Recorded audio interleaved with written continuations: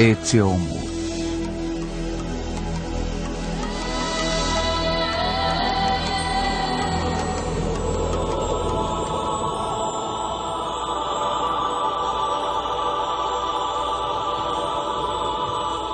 Casamento. Distribuição Sinapse. Versão brasileira. Áudio News. Para um homem e uma mulher que estão se preparando para iniciar uma vida juntos, a cerimônia do casamento é um rito de passagem. O portal para uma nova vida, que ambos têm certeza de que será muito feliz porque estão apaixonados.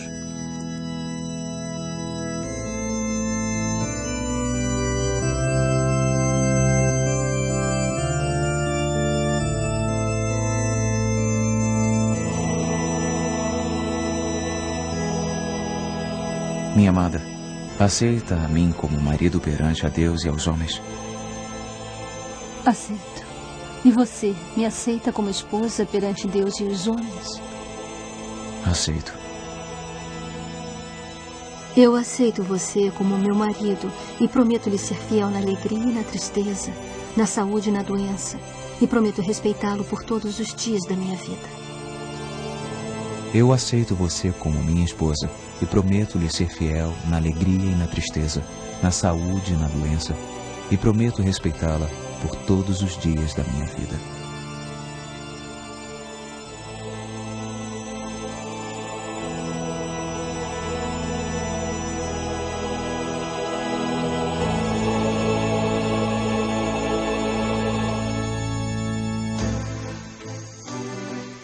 Com essa troca de votos, com essas palavras mágicas, o casal ingressa na vida de casado, que envolve muito mais do que a cerimônia do matrimônio em si. Os parceiros enfrentam o cotidiano juntos para garantir a própria sobrevivência e gerar filhos. A meta maior do casamento é a sobrevivência da família e, por consequência, a sobrevivência da sociedade.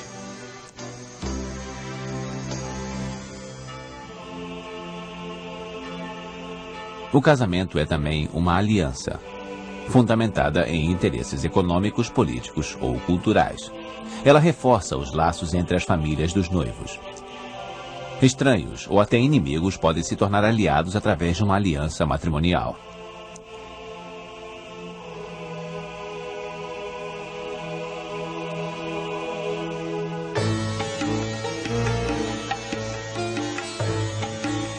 Cada cultura, com suas crenças e valores, desenvolveu um conjunto de ritos para celebrar a união de um casal. E esses ritos têm um valor incalculável.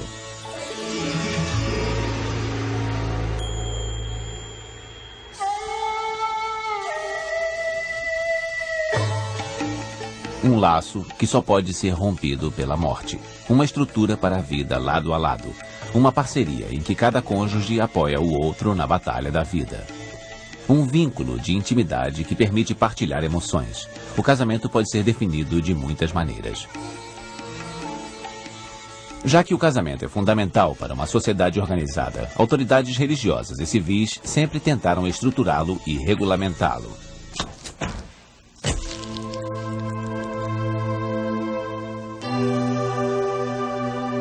Mas, atualmente, a própria instituição do casamento vem sendo posta em questão. As pessoas estão preferindo se unir livremente, vivendo como casais sem oficializar o casamento. A solidez do casamento também foi abalada com o advento do divórcio, estimulado por uma moral menos rígida. Desde o início dos anos 90, 1.400.000 casais americanos se divorciaram. Foi um número 3 vezes maior que o registrado nos anos 60.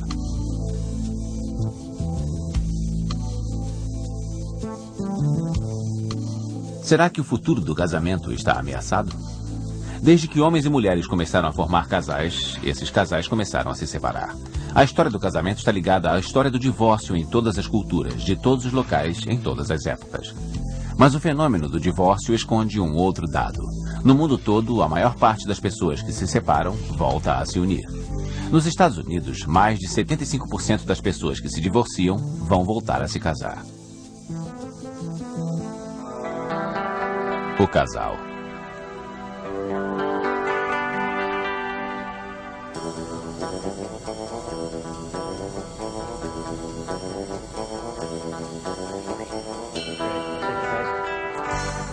Eu entro primeiro e depois...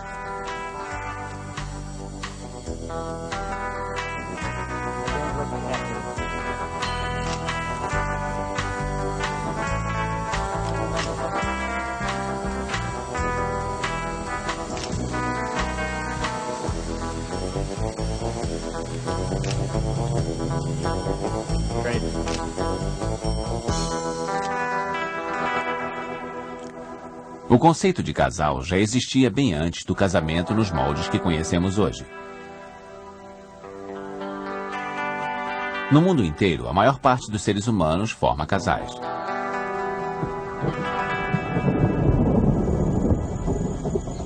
Mas, na natureza, a monogamia é muito rara. Apenas 3% dos mamíferos formam casais para criar seus filhotes. Os nossos parentes chimpanzés não agem assim, nem os gorilas ou orangotangos. Então a pergunta que fica é, por que os seres humanos se unem em casais?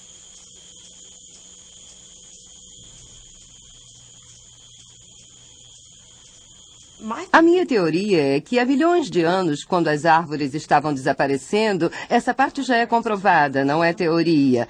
Bom, nessa época, nossos ancestrais foram forçados a descer para o chão e a se apoiar em 2 pés e andar eretos para poderem carregar paus, pedras e armas.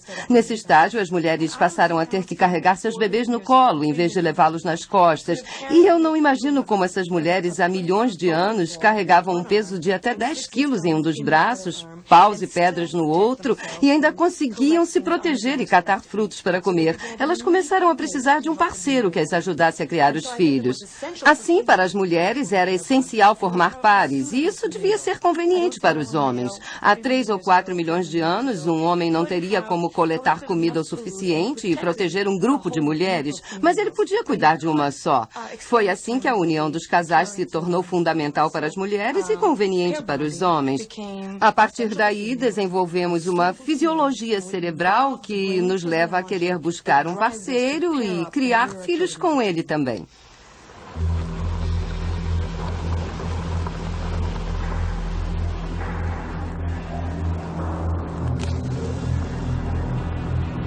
Em que época os nossos ancestrais começaram a celebrar as suas uniões? Não existem evidências arqueológicas que provem essa teoria, mas o matrimônio foi provavelmente um dos primeiros rituais criados pelo homem.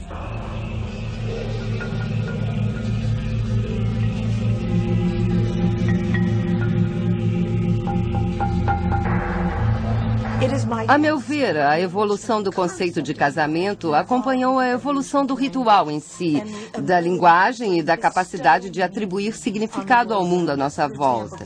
O homem é um animal capaz de dizer que uma porção de água é água benta. Nós atribuímos um novo sentido a essa água. Eu acho que o impulso de formar pares nasceu de uma necessidade natural.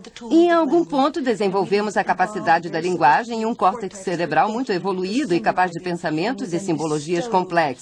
A partir daí, passamos a atribuir uma carga de sentido a esse impulso e ele se transformou em casamento.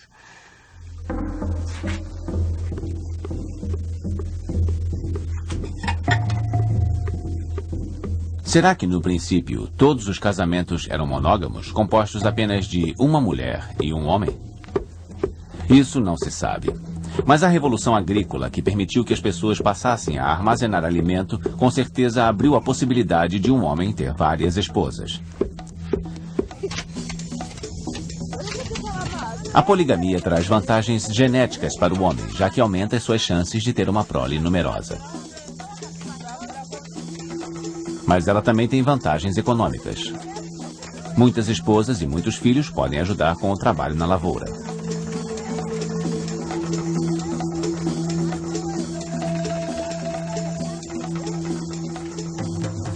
A poligamia existe sob 2 formas.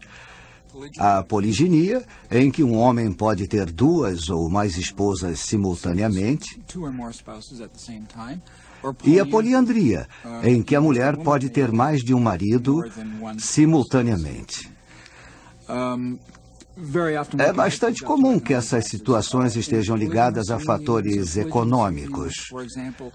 Em casamentos de poliginia, por exemplo, há muitas mulheres que gostam de que o marido tenha outras mulheres. Elas dizem a ele: eu levo uma vida difícil, passo o tempo todo cuidando das crianças, preciso catar lenha e cuidar da plantação e dos animais. E se um dia eu ficar doente, vai ser um Deus nos acuda. Por favor, arrume uma segunda esposa. Assim ela vai me ajudar, eu vou ajudá-la e nós duas vamos cuidar juntas da família.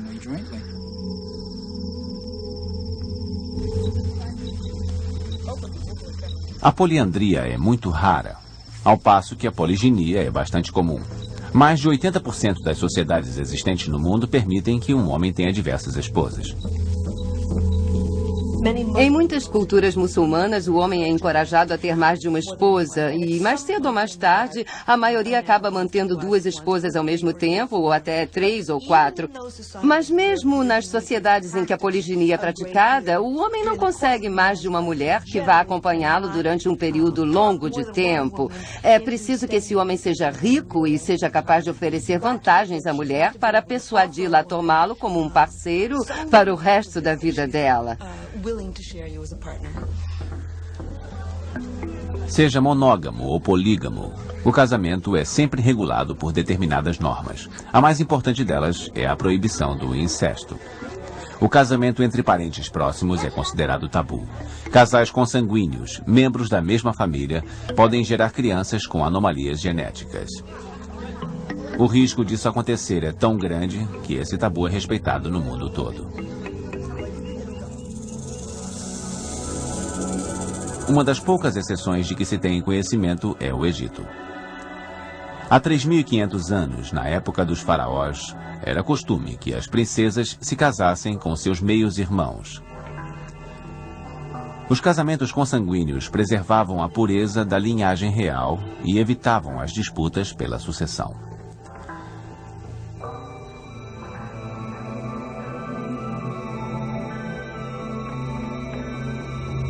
Além do tabu do incesto, existem muitas outras normas que definem com quem uma pessoa pode ou não se casar. São as normas de endogamia e exogamia.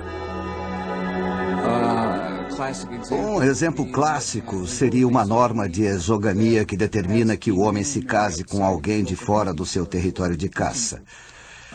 Ao desposar uma mulher de um outro grupo de caçadores, ele assume o compromisso de caçar para os pais dela por alguns anos, até que nasça um determinado número de filhos. Então ele pode voltar ao seu próprio território levando a esposa e os filhos.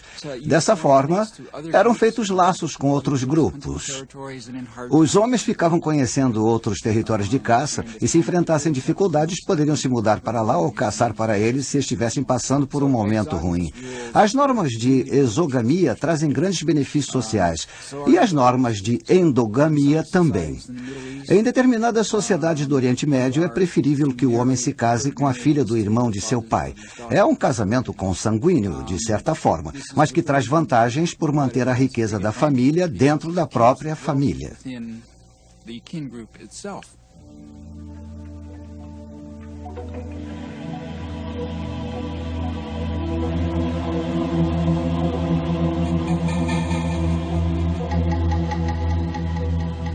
Há 4.000 anos, os sumérios já celebravam o casamento.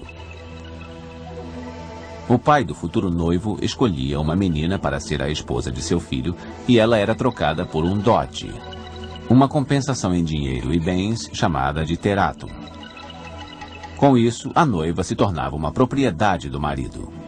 No dia em que fosse viver com ele, ela recebia o seu dote pessoal, ou sherictum, composto de terras, escravos ou joias. O valor do dote era discriminado no contrato de casamento.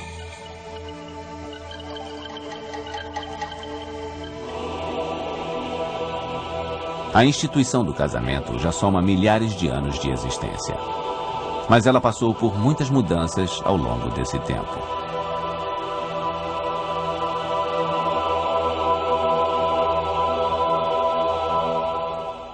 Casamento civil, casamento religioso.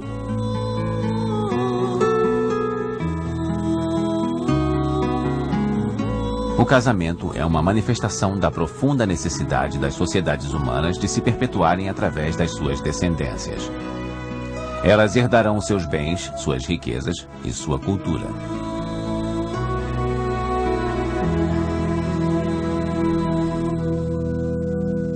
No Ocidente, nos primórdios da era cristã, o casamento era, acima de tudo, um contrato que estabelecia acordos financeiros para reger a vida em conjunto do casal. Esse contrato tinha um valor legal. Ele possibilitava que se fizesse a distinção entre um casamento oficial e o mero concubinato. Mas nessa época, o matrimônio ainda não era um rito religioso.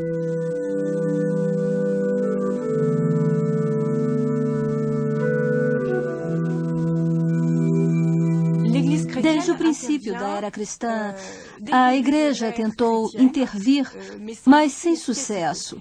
Então, pouco a pouco, a influência da Igreja cresceu até conseguir tornar sacro o rito do matrimônio. E isto ocorreu no século IX, na era carolíngia. E por que isso? Simplesmente porque antes os homens podiam ter diversas esposas, diversas concubinas. A liberdade sexual era tanta que alarmou a Igreja, que resolveu tomar uma providência. O clero quis impor alguns limites àquela onda de sexualidade bestial. Dessa forma, o casamento foi cristianizado. Mas isso não aconteceu de forma tão simples. A Igreja enfrentou forte resistência, pois as tribos germânicas que haviam invadido a Europa estavam apegadas aos seus próprios costumes matrimoniais. O próprio Carlos Magno aderiu aos costumes bárbaros. Além da esposa legítima, ele mantinha diversas concubinas. Depois da queda do Império Romano, houve diversos grupos onde se disseminou a prática da poliginia. Os reis das dinastias Merovingia e Carolíngia, por exemplo, eram polígamos, e as grandes famílias acertavam casamentos entre si para firmar alianças. Essas famílias tinham muitas posses e também usavam o casamento das viúvas, o divórcio e outras práticas para servir aos seus propósitos econômicos. O que a Igreja fez a partir do ano 400 foi criar uma série de regulamentos para quebrar o poderio dessas famílias. Proibindo a poligamia, o divórcio e a coabitação, a Igreja conseguiu reduzir o número de herdeiros das famílias mais poderosas, aumentando as próprias chances de herdar vastas fortunas. O divórcio não existiu em todas as épocas, mas com certeza existia na antiguidade. Os gregos e romanos o praticavam. No princípio da Idade Média, os teutões, os francos, todos os povos chamados bárbaros também se divorciavam. Mas quando o casamento foi cristianizado no período carolíngio, por volta do século IX, é claro que o divórcio passou a ser impensável. O laço do casamento era indissolúvel, fidelidade até que a morte os separe. A Igreja impunha sua autoridade sobre humildes e poderosos.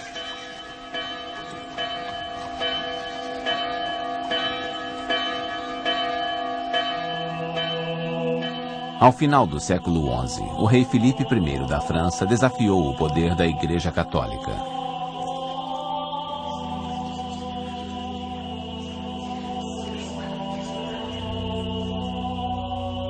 Sua esposa, Berthe, da Holanda, lidera apenas um filho. Querendo ter mais herdeiros, ele a repudiou e passou a ter um caso amoroso com Bertrade, esposa do conde de Anjou. A Igreja desaprovava tal conduta e excomungou Filipe I 3 vezes.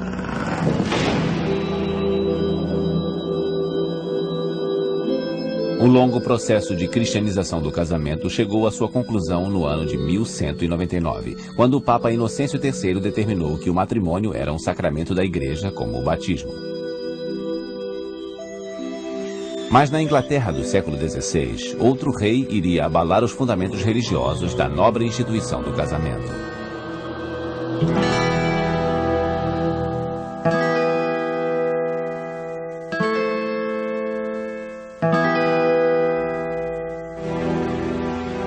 Eu, um amante das mulheres, é assim que serei lembrado?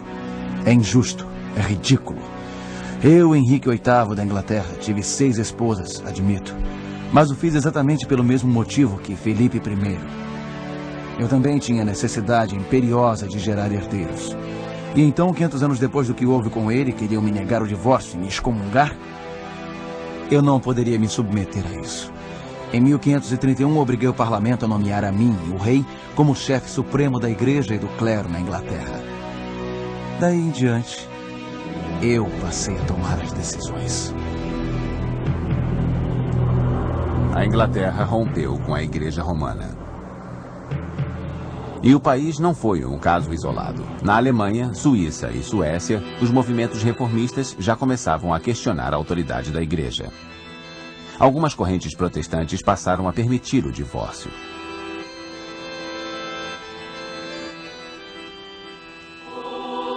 A resposta da Igreja Católica não poderia ter sido mais direta. Em 1563, o Concílio de Trento definiu as regras do casamento e reafirmou a indissolubilidade dos votos do matrimônio. O divórcio era impensável. A autoridade civil, silenciada durante séculos, voltou a se manifestar com veemência durante o levante que ficou conhecido como a Revolução Francesa.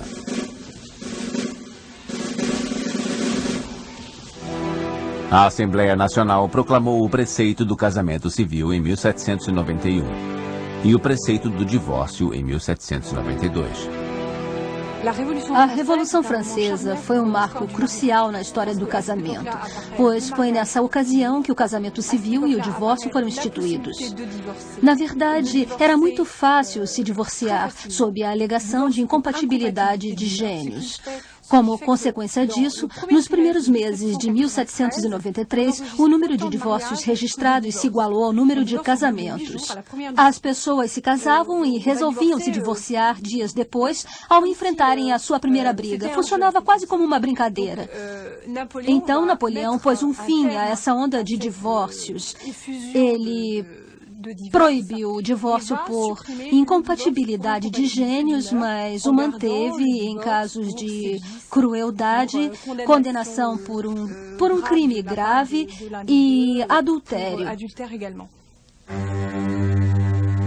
O imperador francês estabeleceu as regras para o divórcio em um documento que continua em uso até hoje, o Código Napoleônico. E ele próprio teve sua vida pessoal afetada pelas leis que regulavam o casamento. Afinal, ele também precisava de herdeiros. Em dezembro de 1909, Napoleão repudiou sua esposa Josefina para se casar com Marie-Louise de Habsburgo. Ela gerou um filho dele. Para sua infelicidade, Napoleão viu o reinado se esfacelar poucos anos mais tarde. Ele foi exilado e seu filho morreu aos 20 anos, sem jamais subir ao trono.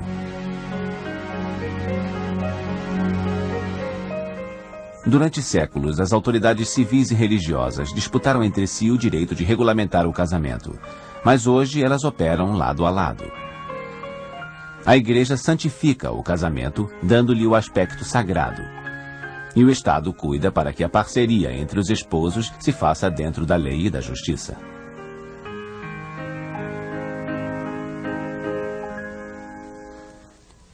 A cerimônia.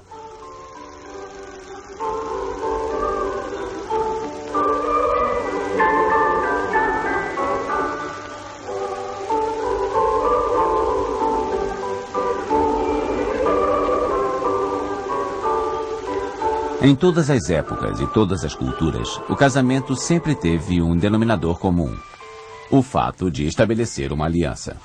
Pode ser um casamento civil ou religioso, celebrado regiamente ou ser simplesmente a assinatura de um contrato. Mas ele sempre estabelece uma aliança.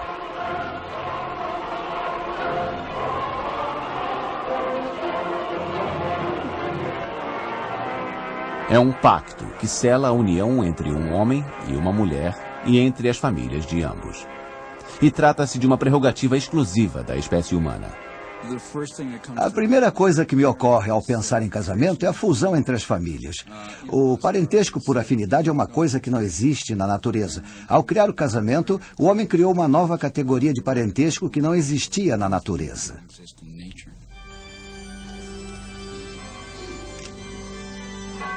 Como todos os momentos importantes da vida humana, o casamento é marcado por um ritual, geralmente conduzido diante de testemunhas.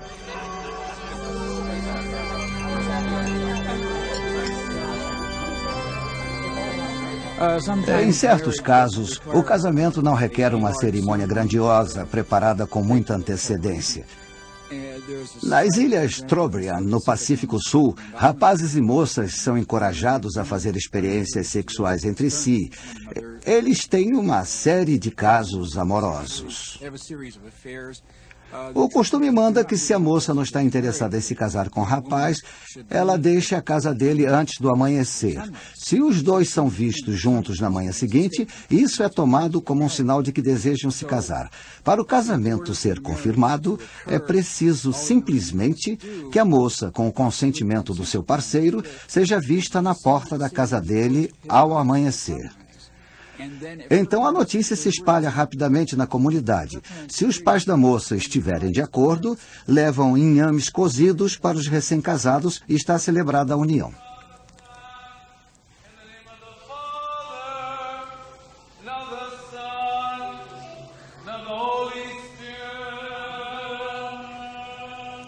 Seja numa sociedade em que a cerimônia dure poucos instantes ou dias inteiros, as famílias de ambos os noivos devem aprovar a união e estar presentes.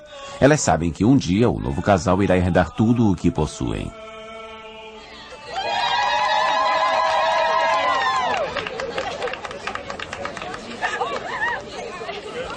Por muitas gerações, o casamento foi um contrato social.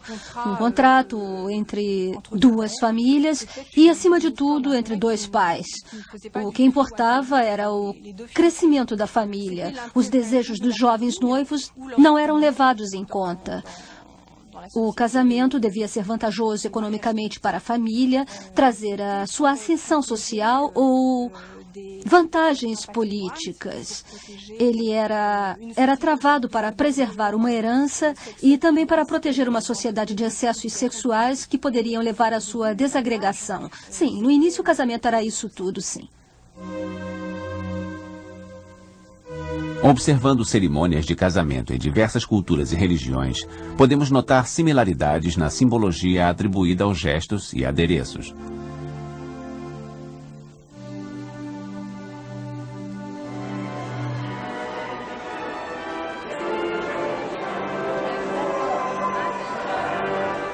Num casamento católico, o pai conduz a filha ao altar.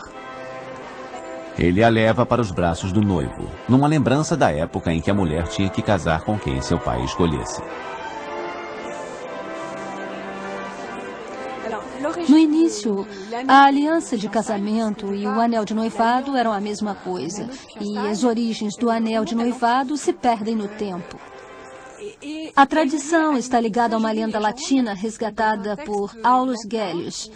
Acreditava-se que uma veia ligava o dedo anular da mão esquerda diretamente ao coração. Sendo assim, esse dedo seria a escolha mais lógica para portar o anel de noivado.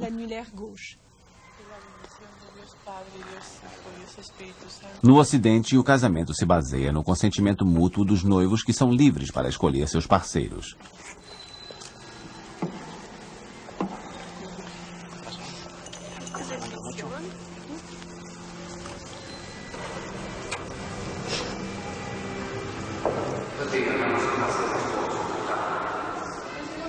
Em muitas culturas, entretanto, os casamentos arranjados são a regra geral. Os pais escolhem os cônjuges dos filhos, muitas vezes sem que os futuros noivos sejam consultados. Às vezes, o casal nem mesmo se conhece antes do dia do casamento.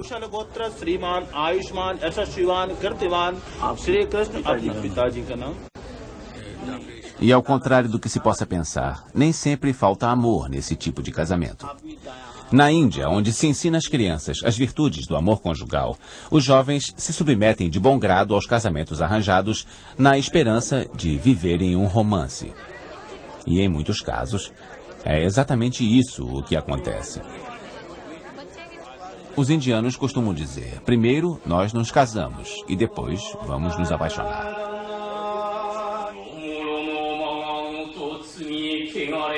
No Japão, a maioria absoluta da população é budista. Mas os ritos de nascimento e casamento são cumpridos segundo a tradição shintoísta. O shintoísmo é a religião mais antiga do povo japonês e se baseia na veneração dos ancestrais e das forças da natureza. O panteão do shintoísmo abriga 800 milhões de deuses. Durante a cerimônia do casamento, o sacerdote shintoísta espanta os maus espíritos e pede aos deuses ancestrais proteção para o novo casal.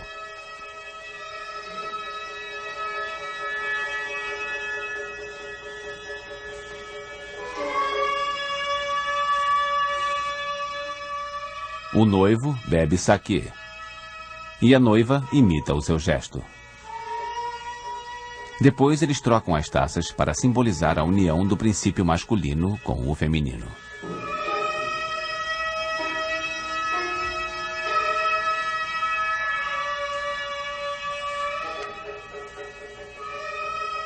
Desse ponto em diante, o novo casal está unido e pronto para ingressar na vida conjugal.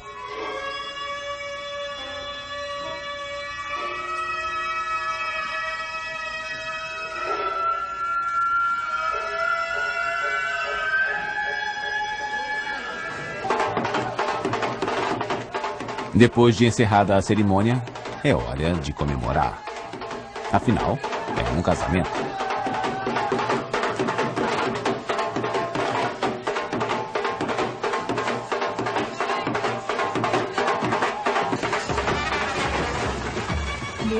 Os ritos do matrimônio não são restritos a uma classe social em particular. Se compararmos os casamentos de famílias abastadas aos das mais simples, encontraremos os mesmos elementos.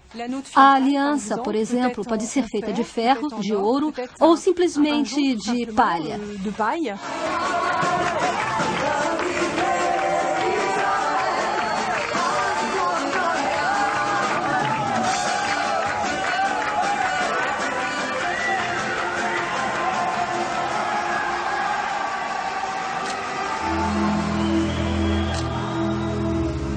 A despeito das diferenças culturais, há um ponto em comum nesse momento tão feliz. Para noivos do mundo inteiro, é o dia mais maravilhoso das suas vidas e será inesquecível.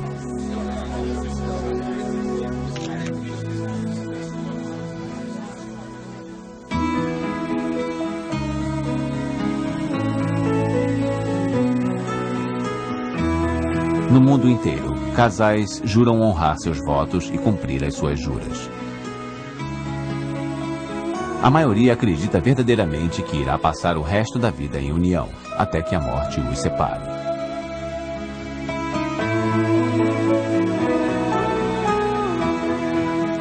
Mas no mundo ocidental, 1 em cada 2 casamentos está fadado ao fracasso. Muitos fatores contribuem para isso. Dentre os mencionados mais frequentemente estão os problemas sexuais, a infidelidade, as brigas e a falta de comunicação entre os cônjuges.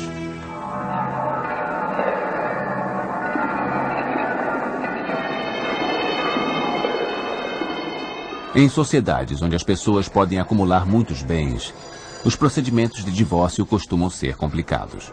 Mas essa não é a regra geral. As regras para o divórcio variam imensamente. Num grupo indígena da América do Sul, por exemplo, quando o homem quer se livrar de um casamento, ele simplesmente volta da caça e deixa sua presa na porta da cabana de outra mulher. Isso marca o fim do casamento.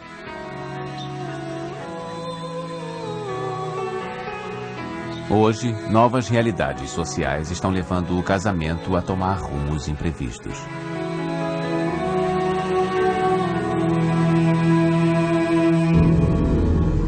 Novas formas de concubinato.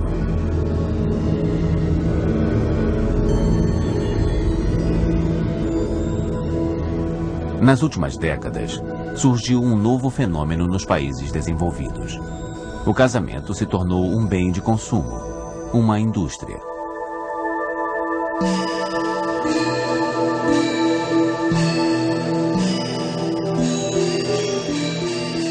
Os empresários do ramo expõem todo tipo possível de produtos em grandes feiras para que o cliente possa fazer do seu casamento o dia mais lindo da sua vida. Para os noivos, resgatar o sentido mais profundo e sagrado do casamento sob tanta pressão comercial se tornou um desafio. Nos Estados Unidos, uma cerimônia de casamento custa, em média, $20 mil. Existem cientistas sociais que afirmam que na América do Norte a vida ficou tão confortável que as pessoas sentem quase uma necessidade psicológica de rituais grandiosos. Mas, a meu ver, isso é só um sintoma de um processo mais profundo. O aspecto econômico está tão arraigado em todos os setores das nossas vidas que transforma praticamente tudo em mercadoria. Outro dia eu vi um anúncio que trazia uma montagem com Fred Astaire dançando por uma escadaria com um aspirador de pó na mão. Nem os mortos estão a salvo da comercialização imposta à nossa sociedade. É uma sociedade em que as pessoas podem comprar sua identidade através do consumo. Hoje em dia, os rituais são só mais uma mercadoria. Mas para algumas pessoas, o casamento continua sendo o que sempre foi. Um ritual. Uma cerimônia em que duas pessoas trocam votos diante de testemunhas. Nós nos casamos porque queríamos construir uma vida juntos. Acho que esse foi o principal motivo. Alguém pode alegar que não é preciso casar para isso. Mas trocamos votos no matrimônio perante a igreja. Você dá valor. Dá um sentido especial à coisa toda. E acho que foi por isso que nós decidimos nos casar na igreja. Para mim é uma questão de amor. É um amor quase perfeito, mas humano também. É tão perfeito quanto um amor humano pode ser. Porque resolvi me casar para celebrar o meu amor. Na minha cabeça e no meu coração eu já estava casada. Porque na igreja, diante de Deus, porque o amor que eu sentia era tão forte que eu me sentia enaltecida. O amor me levou para mais perto de Deus. Eu tive uma criação católica e quero expandir a minha fé através do nosso casamento. Através de nós dois e também através da família que nós vamos construir. Notre famille? Avenir?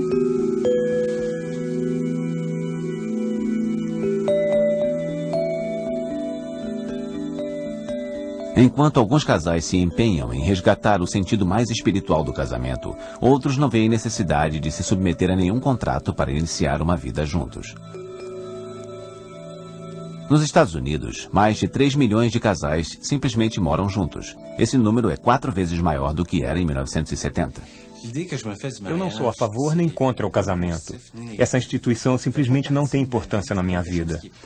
Eu não sinto necessidade que tenha. O que importa é o amor e nós nos amamos. Nós já estamos juntos há 13 anos e poderíamos ter nos casado há 12. As pessoas que conhecemos e que frequentam a nossa casa não perguntam se somos casados ou não. Não existe mais pressão. Não nos sentimos pressionados pela sociedade. Eu amo Jean-Pierre e ele me ama. Essa é toda a garantia de que eu preciso. Ter um papel assinado não assegura a felicidade. A comunicação entre o casal, a relação com o parceiro, o amor e os filhos são o que importam a longo prazo e não um papel assinado.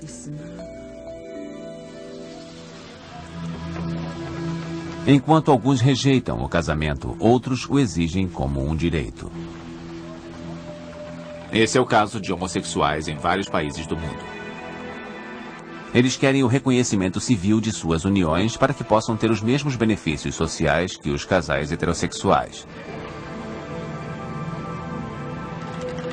Alguns países passaram a reconhecer os casamentos entre pessoas do mesmo sexo. A Dinamarca foi o primeiro em 1989. Em seguida vieram a Noruega, a Suécia, a Finlândia e a Holanda. Nós conversamos com o pastor sobre cada detalhe da cerimônia e explicamos como nos sentíamos. E, depois de acertar tudo isso, criamos uma cerimônia para atender às nossas necessidades. Nós acrescentamos alguns elementos. No final, ela ficou um pouco mais extensa, mas o resultado foi muito mais comovente. Quando eu conheci Daniel, eu comecei a me liberar mais, até decidir celebrar o casamento e convidar um monte de gente. E quando os convidados viram o modo como criamos a nossa cerimônia, eles nem acreditaram. Eu não quero mais me esconder.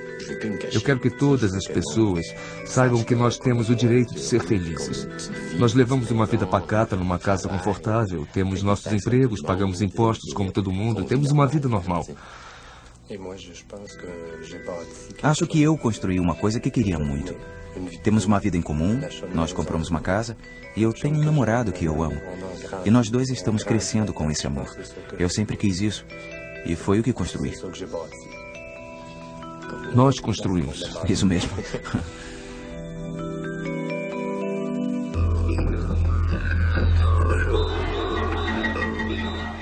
Embora certos sacerdotes concordem em abençoar casais homossexuais, essas uniões ainda despertam polêmica quando se trata de obter o reconhecimento do Estado e das autoridades religiosas.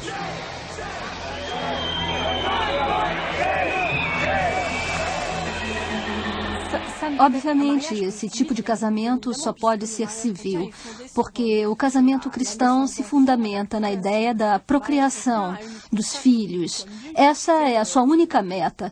Sendo assim, o casamento homossexual só pode ser reconhecido segundo as leis civis. É por isso que ele nunca existiu antes. Mas agora, pela primeira vez, ele é possível.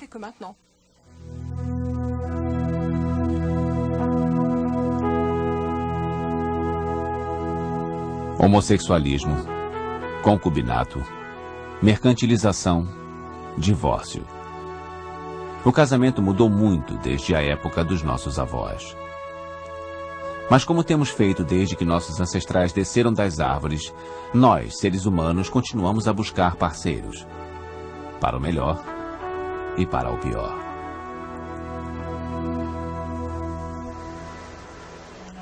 O futuro do casamento.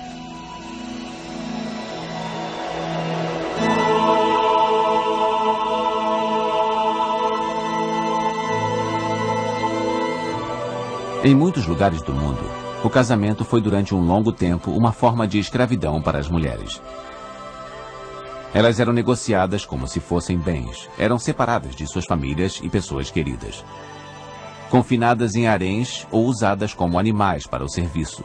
Durante muito tempo, as mulheres foram vítimas de casamentos que não escolhiam. Mesmo na atualidade, 5.000 mulheres são mortas a cada ano na Índia por causa de dotes considerados insuficientes.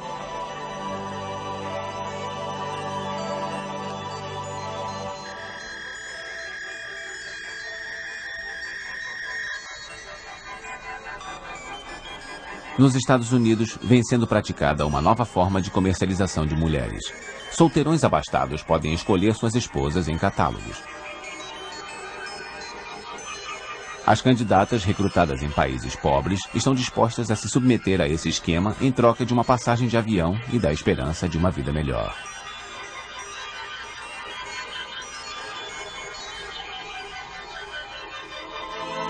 Apesar desses resquícios de barbárie, o século XX foi uma época de transformações radicais na divisão de poder entre maridos e esposas.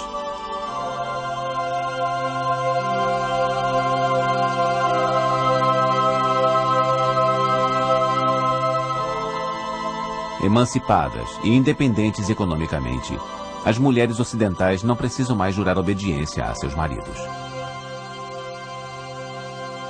Eu acho que hoje em dia o casamento está se tornando mais interessante do que em qualquer outra época da história conhecida. As mulheres estão mais educadas, são mais interessantes e desembaraçadas. Hoje, tanto o homem quanto a mulher chegam ao casamento com mais a oferecer.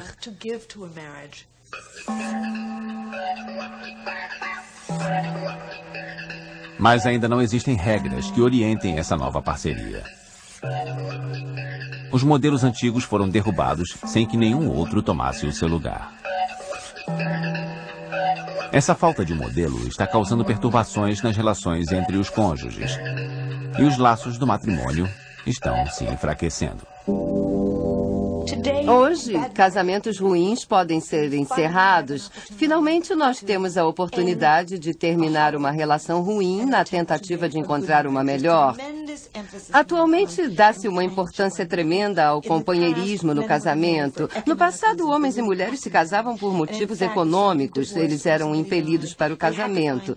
Se um dos parceiros partisse ou morresse, era preciso achar um substituto. Hoje, a nossa gama de escolhas é muito maior. Nós alimentamos uma forte convicção de que o casamento deve ser divertido e interessante. Nós dispomos de livros e de outras ferramentas para aprender a melhorar o casamento e temos a disposição para acreditar que o casamento é importante para o espírito. Eu acho que estamos entrando numa era em que será possível fazer os casamentos mais interessantes que a humanidade teve a chance de experimentar.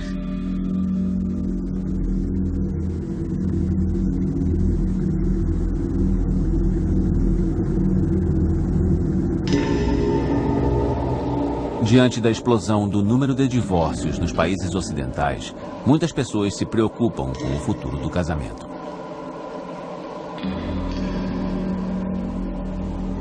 Essa honrosa instituição poderá sobreviver ao próximo milênio? Eu não acho que o casamento esteja fadado a desaparecer. Provavelmente a sua estrutura irá mudar. E não sei quais vão ser os efeitos da economia globalizada no casamento nas sociedades fora do bloco ocidental. Pois nelas ele ainda marca a aliança entre as famílias. Ainda precisamos ver como a globalização da economia irá afetar essas sociedades. Eu acho que o casamento humano nunca vai desaparecer. A fisiologia do nosso cérebro determina a busca do parceiro e temos fortes mecanismos culturais que nos impelem a essa busca. Nós somos um animal feito para viver aos pares e enquanto a espécie humana sobreviver, existirá o casamento.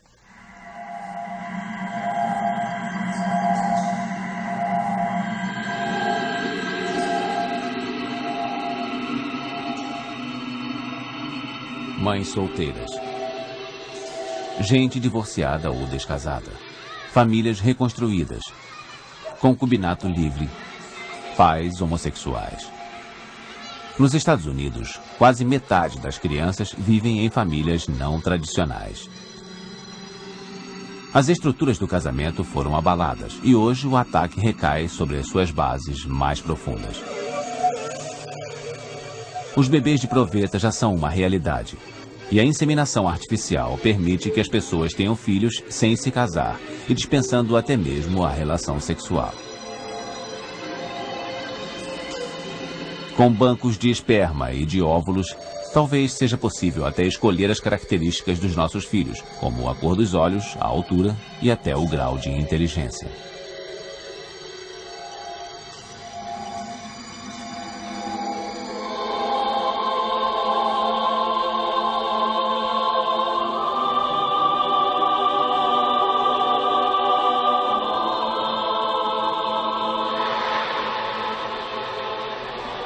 Mas a ideia de uma criança sem pais questiona a essência da instituição do casamento.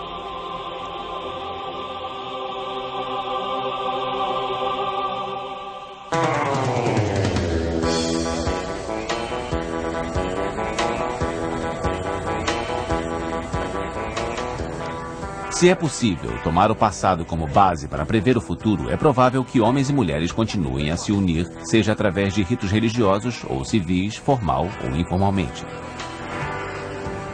Nossas sociedades romperam os laços com as suas tradições e os ritos que marcavam nossas vidas do nascimento à morte estão em vias de desaparecer. O mesmo acontece com o casamento. Hoje, quando dois jovens deixam suas famílias para iniciar uma vida juntos, não existe cerimônia para marcar esse momento decisivo.